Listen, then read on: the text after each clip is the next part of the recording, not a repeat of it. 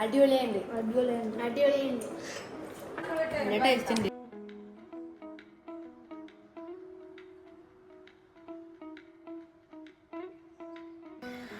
Hi hello, ഇന്നൊരു cooking video ആണ് കേട്ടോ നമ്മൾ ചെയ്യാൻ പോണത്. ക്യാരറ്റ് ഗുലാബ് പുഡിംഗ് എന്നാണ് പേര്. ആദ്യം തന്നെ ഇതിന് വേണ്ടിയിട്ട് ഒരു 3 ക്യാരറ്റ് ചെറിയ കഷ്ണങ്ങളാക്കിയിട്ട് കട്ട് ചെയ്തെടുക്കുക. അങ്ങനെ കട്ട് ചെയ്ത ക്യാരറ്റ് നമ്മൾ മിക്സിയുടെ ജാറിലോട്ട് ഇട്ടിട്ട് 1/2 കപ്പ് പാലൊഴിച്ച് നന്നായി അരച്ചെടുക്കണം. പേസ്റ്റ് പോലെ അരച്ചെടുക്കണം കേട്ടോ.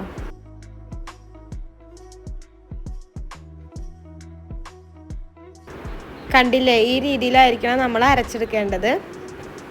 ഇനി നമുക്ക് ഒരു പാൻ അടുപ്പത്ത് വെച്ച് 2 ടീസ്പൂൺ നെയ്യ് ഒഴിച്ചു കൊടുത്തിട്ട് നമ്മൾ അരച്ചെടുത്ത ഈ ക്യാരറ്റ് അതിലോട്ട് ഇട്ട് കൊടുക്കുക.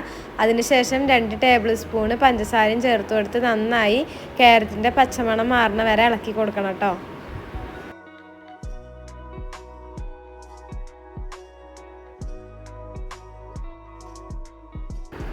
അങ്ങനെ ക്യാരറ്റൊക്കെ ഒരു 2-3 മിനിറ്റ് ഇളക്കിയതിന് ശേഷം 1/2 കപ്പ് പാലും കൂടി ചേർത്ത് നമ്മൾ മിക്സ് ചെയ്തെടുക്കണം.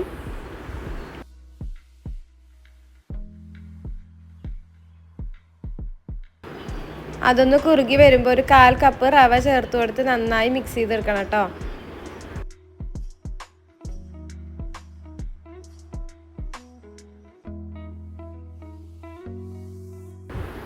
പാനിൽ നിന്ന് വിട്ട് വരുന്ന രീതിയിലായിരിക്കണം ഇത് മിക്സ് ചെയ്തെടുക്കേണ്ടത്. ഈ ഒരു പരിവാകുമ്പോൾ നമുക്ക് ഫ്ലെയിം ഓഫ് ചെയ്ത് വയ്ക്കാം.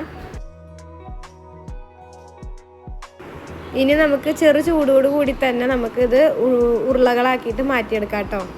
എന്നിട്ട് നമുക്കിത് ആവി കയറ്റി വേവിക്കുകയാണ് വേണ്ടത്. അപ്പോൾ നമുക്കിത് ഉരുളകളാക്കി മാറ്റിയെടുക്കാം.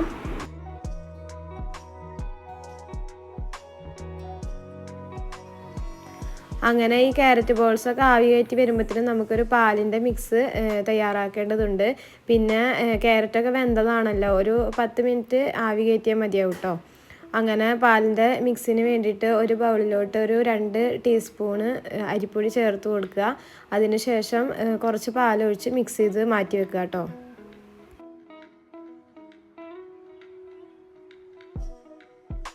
അതിനുശേഷം ഒരു പാനിലോട്ട് 2 കപ്പ് പാല് ചേർത്ത് കൊടുക്കുക.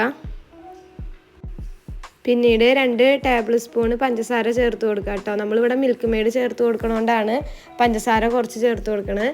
അതല്ലാന്നുണ്ടെങ്കിൽ നമുക്ക് പഞ്ചസാര മാത്രമായിട്ടും ചേർത്ത് കൊടുക്കുക. അതിനുശേഷം ഒരു 1/4 കപ്പ് മിൽക്ക് മെയ്ഡ് ചേർത്ത് കൊടുക്കുക. എന്നിട്ട് നന്നായി മിക്സ് ചെയ്തെടുക്കണം കേട്ടോ. പിന്നീട് ഒരു ഫ്ലേവറിന് വേണ്ടിയിട്ട് 2 ഏലക്ക ചേർത്ത് കൊടുക്കണം. അപ്പോഴേക്കും ക്യാരറ്റൊക്കെ നന്നായി നമുക്കിവിടെ വെന്ത് വന്നിട്ടുണ്ട്. എന്നിട്ട് ഫ്ലെയിം ഓഫ് ചെയ്ത് വെക്കുക. നല്ല സോഫ്റ്റ് ബോൾസാണ് കേട്ടോ ഇത്.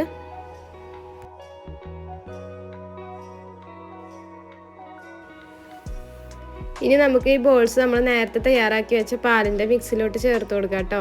ഇതൊന്ന് കുറുകി വരാൻ വേണ്ടിയിട്ട് നമ്മൾ നേരത്തെ മാറ്റി വെച്ചല്ലോ അരിപ്പൊടിയുടെ കൂട്ട്, അതും ചേർത്ത് കൊടുത്ത് നന്നായി ഇളക്കി കൊടുക്കുക. ഇനി നന്നായി കുറുകി നല്ല കട്ടി പോലെ വേണ്ടാന്നുണ്ടെങ്കിൽ 2 ടേബിൾ സ്പൂൺ അരിപ്പൊടിക്ക് പകരം 1 ടേബിൾ സ്പൂണൊക്കെ ചേർത്താൽ മതിയാവും കേട്ടോ. ഞാനിപ്പോൾ ഇവിടെ നന്നായി കുറുക്കിയെടുക്കുന്നുണ്ട് കേട്ടോ.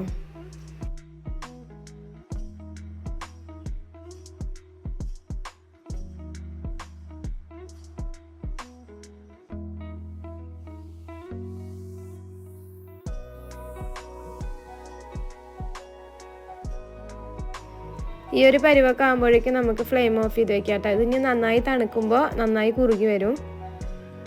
അങ്ങനെ നമുക്കിത് തണുപ്പിച്ച് മാറ്റി വെക്കാം. ഇത് മക്കൾ സ്കൂൾ വിട്ട് വരുമ്പോഴത്തേനും കൊടുക്കാൻ വേണ്ടി ഉണ്ടാക്കിയതാണ് കേട്ടോ. അങ്ങനെ അതാ മോന് സ്കൂളിൽ വിട്ട് വന്നിട്ടുണ്ട്. മോളന്ന് പോയിട്ടുണ്ടായിരുന്നില്ല കേട്ടോ, പൊതുപരീക്ഷ കാരണം അവൾക്ക് പോകാൻ പറ്റിയില്ല. അപ്പോൾ അതാ നാഫിലതാ ഇറങ്ങി വരുന്നുണ്ട്. കൂടുതൽ ഹസൻഖാൻ്റെ മക്കളും അമ്മീഖാൻ്റെ മക്കളൊക്കെ ഉണ്ടായിരുന്നു കേട്ടോ അന്നിവിടെ.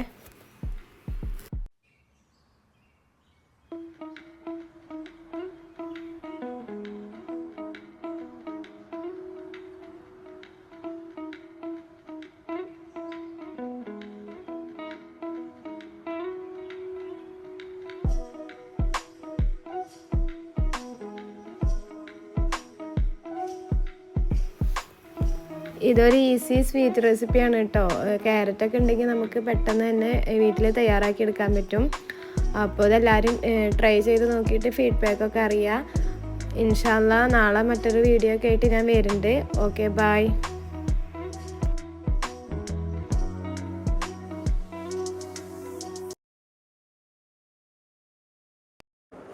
അടിപൊളിയുണ്ട് അടിപൊളിയുണ്ട് നല്ല ടേസ്റ്റ് ഉണ്ട്